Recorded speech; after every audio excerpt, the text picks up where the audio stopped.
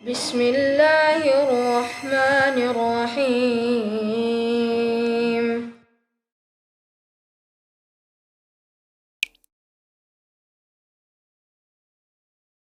بسم الله الرحمن الرحيم نحمده ونصلي على رسوله الكريم عن أبي هريرة رضي الله تعالى عنه قال قال رسول الله صلى الله عليه وسلم إذا كان يوم صوم أحدكم فلا يرفث ولا يصخب فإن سابه أحد أو قاتله فليقل إني امرؤ صائم.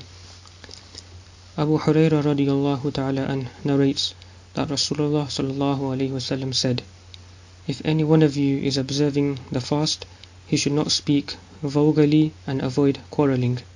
And if somebody should argue or fight with him, he should say, I am observing the fast. Before I explain the hadith, it is important to note the purpose of fasting is to get closer to Allah subhanahu wa ta'ala and to attain taqwa. Fasting should discipline ourselves by refraining from sinful deeds and controlling our thoughts and desires, specifically our tongue, with regards to this hadith. If a person was to refrain from food and drink, but at the same time not guard their tongue nor preserve their tongue, then that person will not have gained the true benefit of the fast and will not have reaped the full rewards. In another hadith narrated by Uthman ibn Abi al-As, he reports that I heard Rasulullah sallallahu alayhi wasallam say, As-siyamu junnatun ka junnati ahadikum min al-qital, that fasting is a shield like the shield of any one of you in battle. What this means is that without a shield, a person, he is exposed and he is vulnerable, and that any harm could come his way. Likewise, fasting is a shield which protects us from sin and ultimately from the punishment of Allah subhanahu wa ta'ala in the hereafter. Imam Ghazali rahimahullah in Ihya Uloom, he categorizes fast into three types. The first is abstaining from food and drink, and this is done by the majority.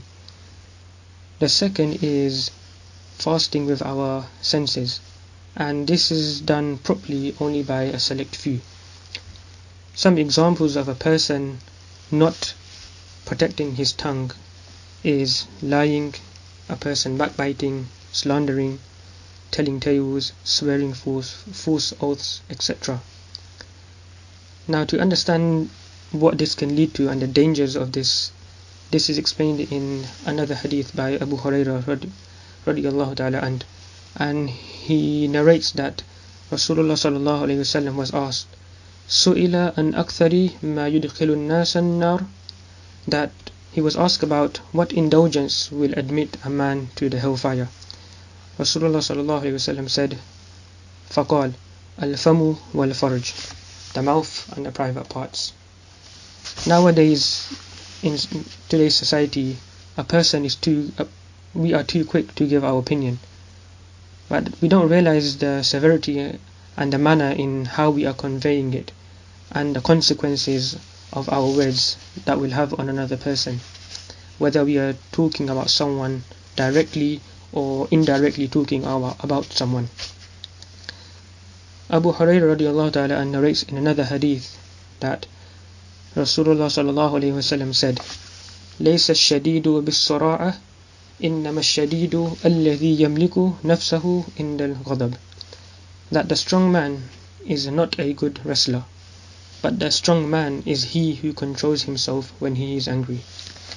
Now, a person may be in a situation where there might be an urge to say something obscene or offensive, but if in that moment he refrains from saying anything bad, or he says that I am fasting, then this is a sign that this person is God-fearing and that he is on the right path to attain true righteousness.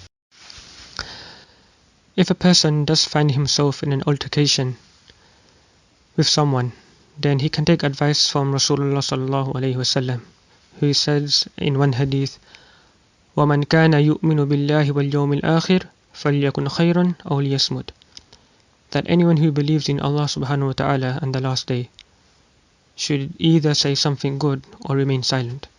There is no need for someone to retaliate against someone or to have the last word against someone. A person can just walk away. And especially in this blessed month of Ramadan, a person can avoid all these worldly disputes by engaging in more ibadat, doing more dhikr, reciting the Quran, and doing more tasbih. The benefit of this is twofold. A person's good deeds will multiply, and at the same time he will stay away from sin. May Allah give us the ability to understand and implement what has been said.